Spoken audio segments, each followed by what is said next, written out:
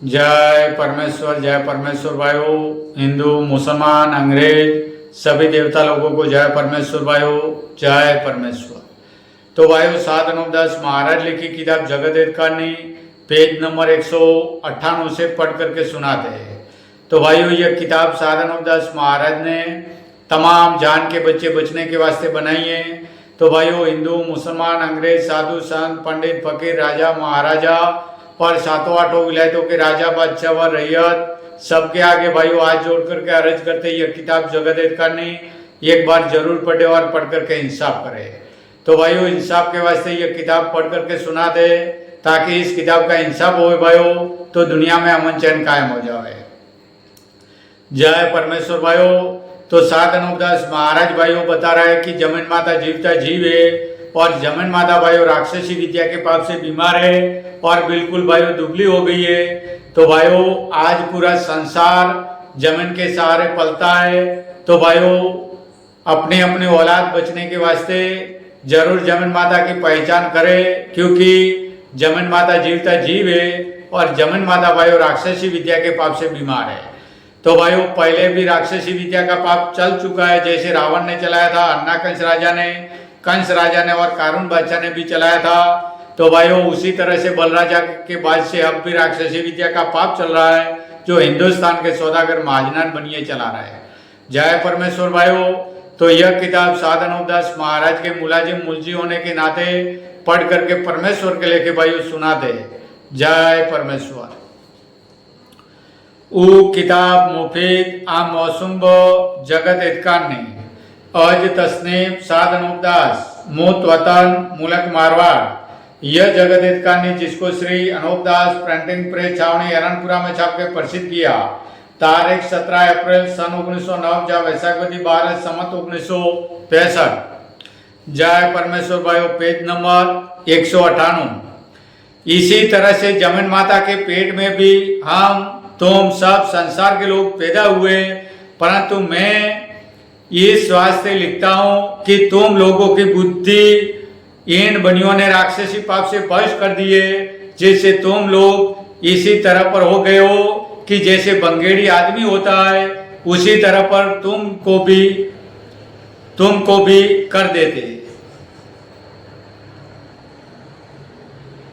और इन्होंने किताबों में लिख दिया है कि जमीन आसमान की रचना शिव जी ने और देवी ने बनाई और ब्रह्मा ने रचना रची। सो ब्रह्मा और शिव जी और देवी वगैरह आदमी थे कि जैसे हम और तुम जमीन के पेट में पैदा हुए, इसी तरह से शिव जी वगैरह हजारों भगत हो गुजरे।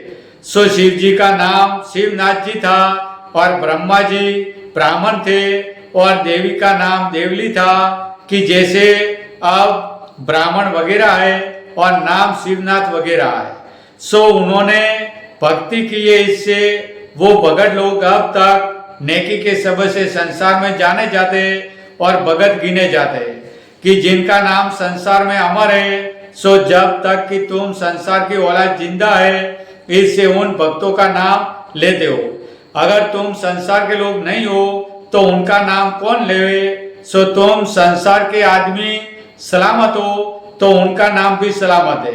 अगर उन भक्तों की तरह से तुम भी नेकी में चलो तो संसार में उनके मुआफिक तुम्हारा भी नाम सलामत रहे।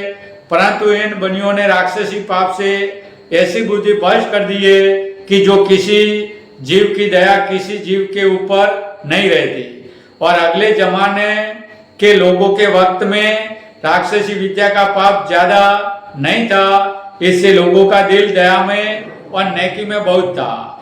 और राजा बल के बाद से बनियों ने राक्षसी पाप चलाया, इससे अब जीव नेकी पे नहीं रहता।